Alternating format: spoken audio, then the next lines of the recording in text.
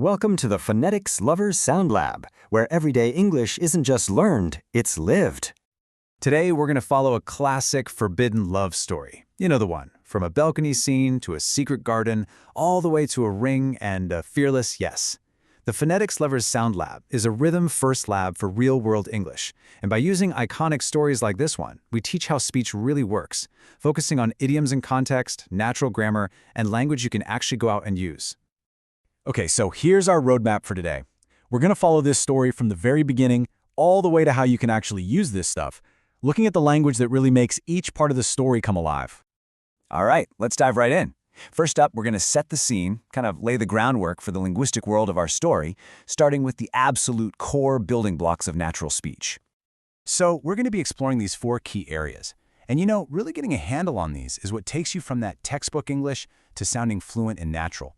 These are the real tools for authentic speech, for sure. Okay, moving on. Every secret love story, right? It's all about hidden actions, uncertain futures. And in English, you'll find that these feelings are often wrapped up in specific idioms. Yeah, idioms are basically like little secret codes. They pack in a ton of cultural and historical meaning, and you've got to learn them as a whole chunk. You can't just, look at the individual words and guess what it means. It just doesn't work that way. Now, this is a really cool example. It shows how a phrase that sounds super dramatic, almost like it's from a book, translates into something we say every day. So in the story, you get this "little did I know," which sounds really faithful, right? But in your actual life, you're just going to say, "I had no idea." Same meaning, totally different vibe. And here's another one. I love this because it creates such a vivid picture in your head, doesn't it? When you hear "on the outskirts of town," you immediately imagine a place that's far away, private, absolutely perfect for a secret meeting, like in our story.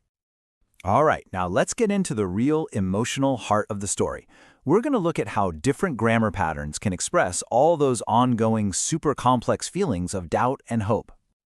It's so important to remember this. The form of the verb you choose, what some people call its aspect, it completely changes the feeling of a sentence. It tells us not just what is happening, but how it's happening over time. This table breaks it down perfectly. Just look at the nuance here. If you say, "I wait," that's just a habit, a reoccurring fact. "I'm waiting" means it's happening this very second. But when you say, "I've been waiting," wow, that emphasizes the duration, right? From the past all the way up to now. It just carries so much more emotional weight. Now, this is such a powerful use of language, fading faith.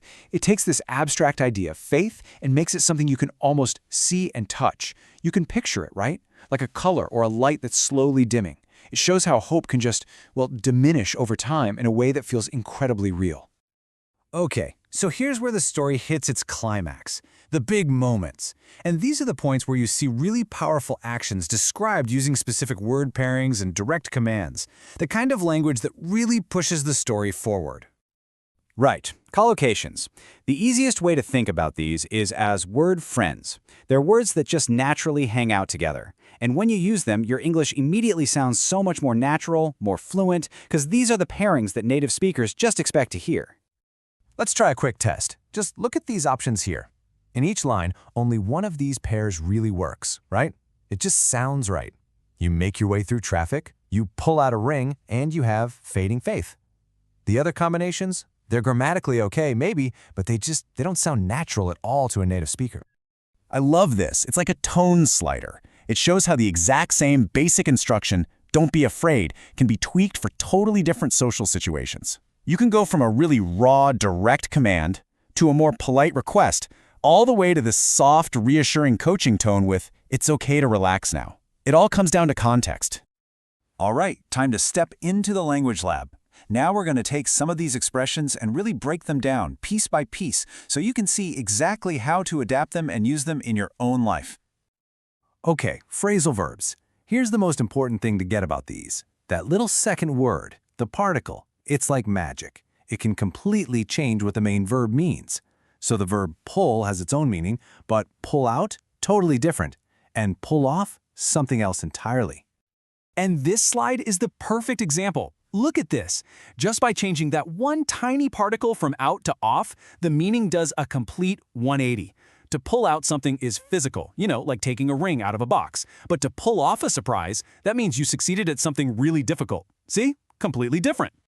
Remember this one from the beginning of our story? This fancy grammatical trick is called inversion, and its whole purpose is to add drama, to really emphasize that someone had no idea what was about to happen. It's definitely more formal, a bit more literary, you might say, but man, is it effective when you want to make a point. So, I want you to think about this for a second.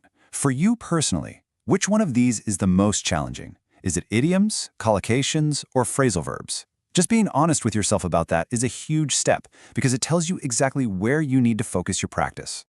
And that brings us to the final, most important step. The whole point is to take this language out of the lab and actually apply it to your life. So I challenge you, choose just one expression from today. Maybe it's pull something off or make your way through a crazy schedule. Whatever it is, find a real chance to use it this week because that is how you make learning stick. And that's it for today's episode of the Phonetics Lovers Sound Lab. Thanks for listening. Until next time, stay curious, stay tuned, and keep falling in love with sound.